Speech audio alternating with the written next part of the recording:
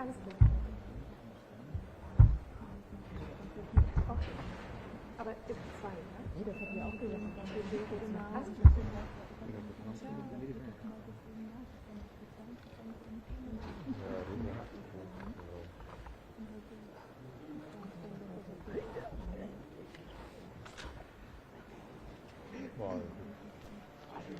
Sorry, ze moeten nog de maken.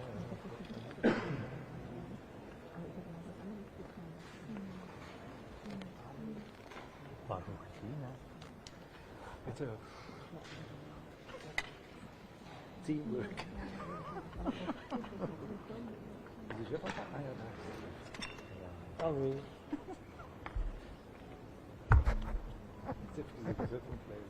No. Einmal kurz da rein. Den Ton einmal einregeln. Kriegst du das noch hin? Ja, das ist aber laughing ganz schön.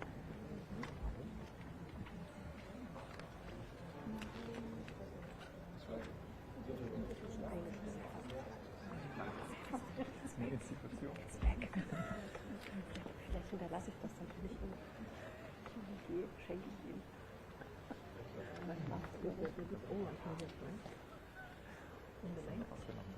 Ja, Notfälle.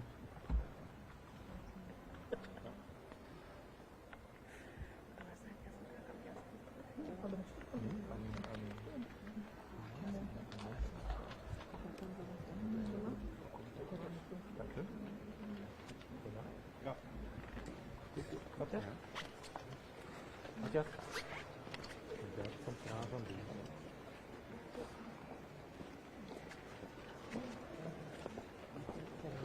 Heads up for the Canadian Minister of Defense.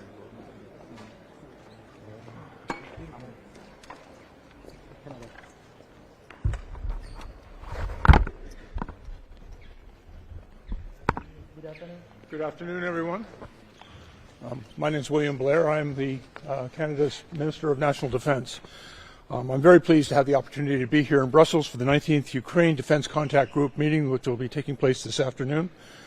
And as we approach the 2-year mark of Russia's brutal and unjustified full-scale invasion of Ukraine, I am constantly encouraged and inspired by the outstanding work of this contact group to provide Ukraine with the tools that it needs to win. And today, I'll be announcing to that group that Canada will be donating 60 million Canadian dollars to the UDDCG Air Force Capability Coalition for Ukraine, which is co-led by the United States, Denmark, and the Netherlands. These funds will help to secure and source much-needed F-16 equipment and supplies, such as spare parts, weapon stations, avionic components, and ammunition. And this builds upon the support that we've already provided to build out Ukraine's F-16 capability.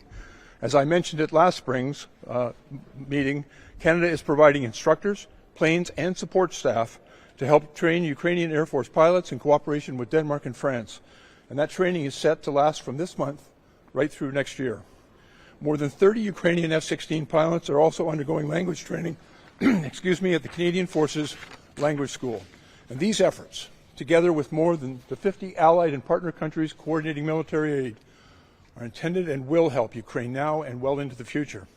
Since February 2022, Canada has committed more than $2.4 billion in military aid to Ukraine, and we will stand with Ukraine for as long as it takes. And further, since 2015, Canadian Force members have trained more than 40,000 Ukrainian military personnel through Operation Unifier. We continue to provide airlifts of more than 15 million pounds of equipment bound for Ukraine through Prestwick in the United Kingdom. And I want to assure our allies and our friends in Ukraine that for the long term, Canada will stand with our Ukrainian friends as they bravely defend themselves from Putin's unprovoked war of aggression. We will continue to work with our international allies and partners to ensure that Ukraine has what they need to defend its sovereignty, its security, and their freedom. Thank you very much, and I'll happily take any questions you may have. Why do you believe that what the UDCG is delivering to Ukraine is actually enough? Well, we have the opportunity every 2 months to come together, but we are in regular contact and conversation with our friends in Ukraine and working with our allies to determine what they need to continue to defend themselves against the unprovoked aggression of Russia. We have continually made every effort to supply them with what they need. They have, I think, demonstrated remarkable courage and resilience with the tools that have been made available to them. But they also require our assurance that we'll continue to be there for them and to continue to support them. And that's one of the reasons that today's meeting is so important, so that we, first of all, we hear with what the situation in Ukraine from the Ukrainians. We hear very clearly what they need, and then all of the partners and allies have continually stepped up to provide them with what they require.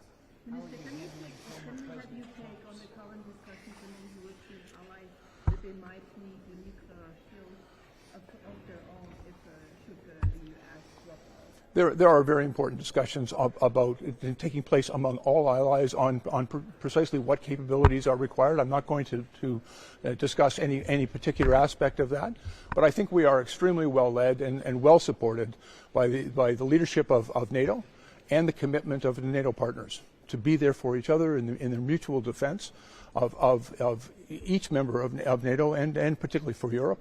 And so those conversations are ongoing, and we'll be hearing, I think, tomorrow and more extensively in conversations with the Supreme Allied Command in Europe exactly what is required to enable and to secure that defense. Well, I've lived next door to the United States for a long time. I tend to mostly ignore some of the political rhetoric that takes place during their elections. And I think we need to judge our allies, and particularly for Canada, the United States, on its long history and track record of being there for global peace. And they are always a reliable and resilient partner. We continue to work with them. I was in Colorado Springs last week talking about a different alliance, which is the NORAD alliance with the United States. And for the last nearly 70 years, that has kept our continent safe. And so, again, I think we cannot be distracted from the importance of our collective responsibility to national security and national defense of our countries and of our alliances.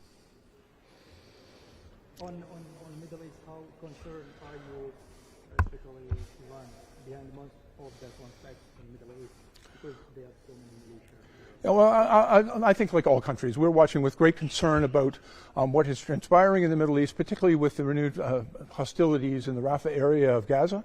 We are very concerned about the potential loss of innocent civilian life and ensuring that aid gets there. There have been, I think, inappropriate levels of provocation and interference by a number of nations, and I think the response from the United States and from our allies, and we are part of the group helping, part of the coalition that is responding to the attacks in the Gulf of Aden and in the Red Sea. I believe that response has been at all times carefully calibrated and proportional. Thank you all very much.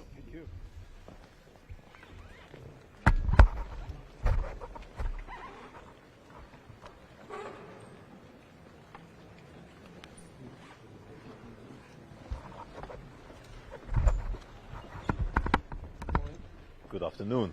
I hope that the hands are okay to keep the mics.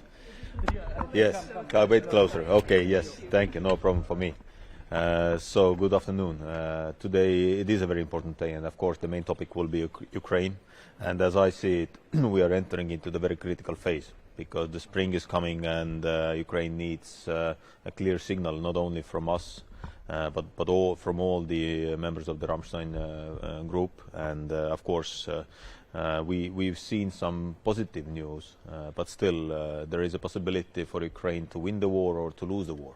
And this is why this meeting today, I hope, will bring some good news. But these positive messages, let's say that 13 countries from Europe have committed for a long time support, including Estonia. And this support will be over 20 billion. Germany, we know, over 7 billion. And then we have committed 0.25% of our GDP for the next 4 years. And this is something we need. We all need to send a very clear message, because we see how difficult it is on the battlefield at the moment. We see that there is a real need for Ukrainian army to get this positive message from all the allies. Of course, we need also the US support. We don't know exactly how the Congress will act, but we do not have the luxury today in this moment to say to Ukraine that we have some doubts. No, we don't, and this is why I hope that all the allies will have the understanding and the signal is ready to be given to Ukraine that we will help Ukraine and we will continue helping immediately. And also to sum up the 1 million rounds initiative, I am very happy that during the last meeting in European Union we found the consensus. Of course, we are not happy that it's not the speed we were waiting for, but at the end of the day we will deliver to Ukraine more than 1 million rounds. We are ramping up the production in Europe. This is a good news, and we see also some new money coming into the defense industry. So this was or these were the three goals we had from the very beginning when we started this 1 million initiative from Estonian side. Thank you. Why are you so optimistic that what the UDCG is delivering to Ukraine is actually enough for the country? Well, definitely it is not enough, and we need to do more. And the main message still has to be that we are with them. Of course, one is what European countries can do, but it is very important that the US will also send a very clear message that they are continuing the help to Ukraine, because, as I said, the phase is very, very critical. We see heavy battles on the battleground, and we see that when the Ukrainians will not get the help they are in a very big need, then they will see more difficulties on the battleground, and this is why it is important to keep helping Ukraine. Pressure growing along your border with the recent Russian comments about the wanted list and the monuments that have been moved in Estonia. Can you describe the friction? Has it increased? Is it always the same in your opinion? Well, we are keeping ourselves calm. We know that Russians are doing information operations all the time, and I'm taking this as an information operation. And obviously, we also might say that it's a compliment to us that we are doing right things. But on the other hand, the interview of Putin to Tucker Carlson, and also now the message that our Prime Minister and State Secretary has been put into the wanted list. So this is something what Russia is doing to tear away the focus from the Ukraine war, and that we are also discussing these type of absurd news. Minister, can we have your position on the current discussion in Germany, but also in Europe, with some politicians saying that Europe should now be thinking about a nuclear umbrella of its own in case there could be another Donald Trump presidency, and that in case that the U.S. won't be a reliable partner anymore? Well, first, I believe there is no time yet to take out the crystal ball and start, speculating, because the American people, the U.S. Citizens, are the ones who are making the choice who will be the president of the United States.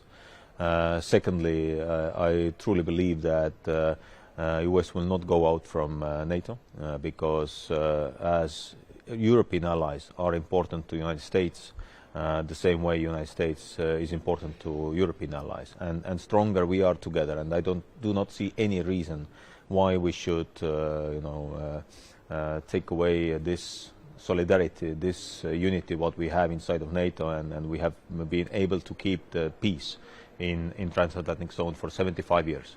So there is no point for that. But nevertheless, the message is very clear. We all need to do more also here in Europe. We still have only 11 countries in NATO who are doing 2% of our GDP. I hope that by the end of the year we see maybe 19, 80%, 20 countries who are doing 2%. But as we stated also in Vilnius, 2% is an absolute minimum to guarantee these commitments we have taken for the regional plans, for the reinforcement, and for the development of the NATO's forces. Any more? No? Thank you. Thank you. Thank you.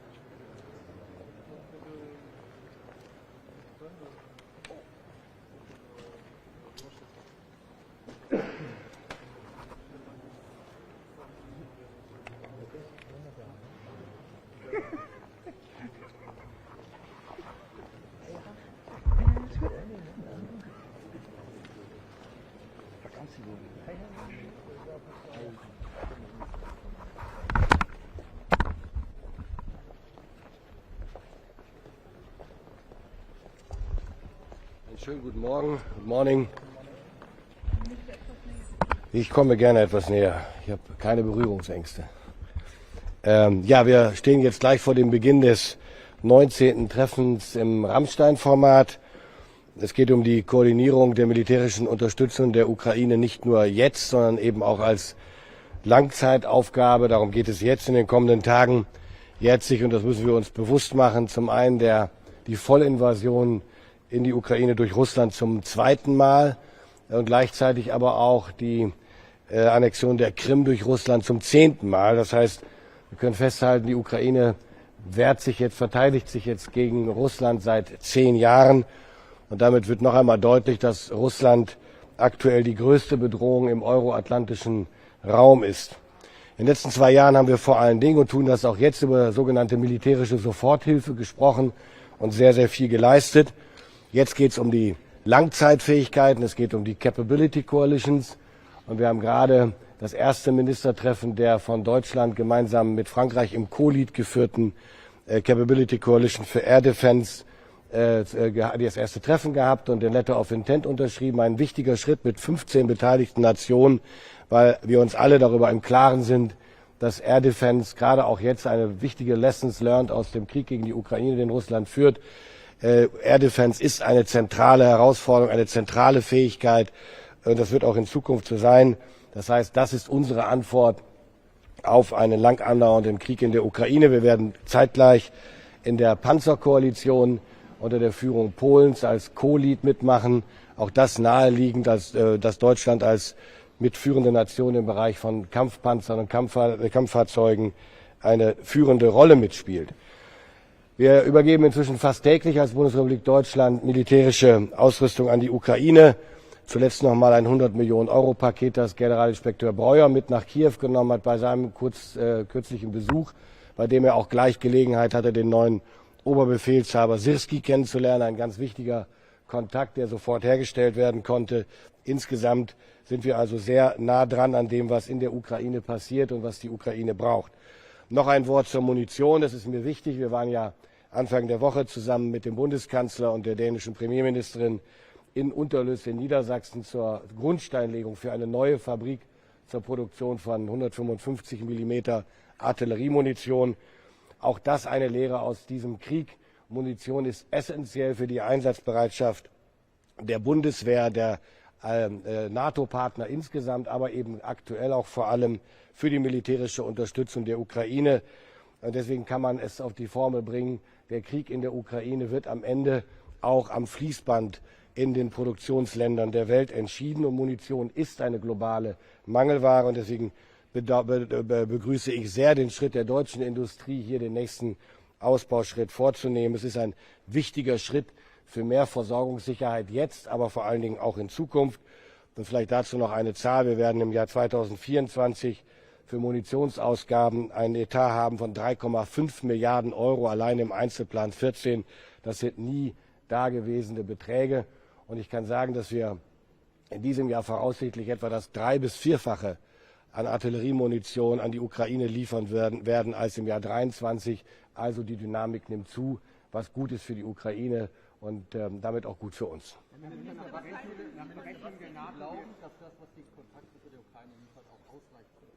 Bitte nochmal? Was lässt Sie glauben, dass das, was die Kontaktgruppe der Ukraine liefert, auch ausreicht? Naja, erstens, weil wir uns alle zur Decke strecken und alles tun, was irgendwie möglich ist. Das heißt, neue Fabriken werden gekauft, gebaut, die Produktionskapazitäten erhöht. Wir kaufen aus dem Ausland dazu. Wir tun alles, was möglich ist und dann muss es reichen. Und wir werden die Kapazitäten weiter hochfahren. Und gleichzeitig bedeutet das natürlich, dass immer die Gefahr besteht, dass es am Ende nicht jeden Tag in der Menge reicht, die gefordert wird. Aber zaubern kann eben auch niemand. Herr Minister, nach Berechnung der NATO wird Deutschland in diesem Jahr das 2%-Ziel erreichen, allerdings mit 2,01%, nur ganz, ganz knapp. Können Sie heute sagen, dass es ganz sicher sein wird, dass Deutschland nicht wegen eines höheren Bruttoinlandsprodukts am Ende doch unter 2% landet? Und wie soll sichergestellt werden, dass diese 2% wirklich auch langfristig auch über die Laufzeit des Sondervermögens hinaus bewegen? Also jetzt mit einem Schmunzeln bitte nicht ganz ernst nehmen. Es gibt in Niedersachsen, ich bin ja Niedersachse, den schönen Spruch, ein gutes Pferd springt nicht höher, als es muss. Wir sind über 2%, das ist die Botschaft. Ob es nun 2,12 oder 2,02 sind Fragen des Berechnungsmodus. Klar ist, wenn das Bruttoinlandsprodukt am Ende des Jahres höher war, als wir am Anfang antizipieren konnten, dann ist das niemandem anzulasten. Bedeutet in der Folgejahre, dass wir mehr machen müssen. Und die entscheidende Frage wird sein, da haben Sie völlig recht, was passiert ab 28, wenn das Sondervermögen aufgebraucht sein wird. Darüber zerbrechen sich jetzt die Haushälter den Kopf, und das ist auch notwendig, mit welchem Modell und mit welchen Einnahmestrukturen das gewährleistet werden kann. Das ist aber heute noch zu früh, das zu beantworten. Eine Frage zu den Äußerungen von Donald Trump am Wochenende, Herr Minister. Am Wochenende sagte ja Donald Trump, dass er möglicherweise Russland ermutigen würde, auch NATO-Länder anzugreifen, die nicht das 2%-Ziel erreichen. Eine Reaktion von Ihnen dazu, was heißt das für die europäischen NATO-Staaten? Und es gibt auch eine Diskussion jetzt über eine europäische Atombombe oder eine deutsche Atombombe. Wie stehen Sie dazu? Sie kennen mich inzwischen, ich halte nichts von aufgeregten Debatten zur Unzeit und erst recht nichts davon, jedes Zitat aus dem amerikanischen Wahlkampf von jemandem, der Kandidat werden will, auf die Goldwaage zu legen oder gar nur darauf bezogen zu reagieren. Ich glaube, wir tun sehr gut daran, nicht ständig wie das Kaninchen auf die Schlange, auf den Präsidentschaftskandidaten, den möglichen der Republikaner oder auf die Wahlen zu schauen, sondern unsere Hausaufgaben zu machen. Das ist in den letzten 10 Jahren nicht immer ausreichend passiert. Jetzt nehmen alle Europäer Fahrt auf, und das ist das entscheidende Signal. Und zu der Atomwaffendiskussion sage ich nur eins: Das ist eine wirklich so komplexe Diskussion, die man nicht mal eben lostreten sollte, aufgrund einer Aussage, die noch nicht mal darauf Bezug genommen hat von Donald Trump. Also die Nukleardebatte brauchen wir jetzt aktuell wirklich als letztes. Das ist eine Eskalation in der Diskussion, die wir nicht brauchen. Es gibt aber schon seit 2020 das Angebot Macrons, auch über einen europäischen Schutzschirm nachzudenken, auf Basis des französischen Modells. Müsste sich die Bundesregierung jetzt nicht mal langsam dazu verhalten? Nee, das müssen wir nicht, sehe ich jedenfalls nicht, weil wir erstens den amerikanischen Schutzschirm halten und haben, und wir sollten ihn nicht von uns aus leichtfertig aufgeben oder in Frage stellen. Dafür gibt es keinen Anlass. On Middle East, you have soldiers and the military bases in Erbil city, the capital of the Iraqi Kurdistan. Sometime Iranian regime of militia close to the Iran, they have been attacked Erbil city with a drone, missile ballistic. How concerned are you? Don't you think this is the time for you to building the air defense system against drone? Well, we are in close contact with all our allies and partners in the region. We are in contact, of course, with our contingent of troops, and we see the danger which is coming up, but we are reacting in a very level-headed and calm manner, which is crucial, I think. We should not exaggerate the danger and at the same time be aware of what could happen. Okay? Thank you.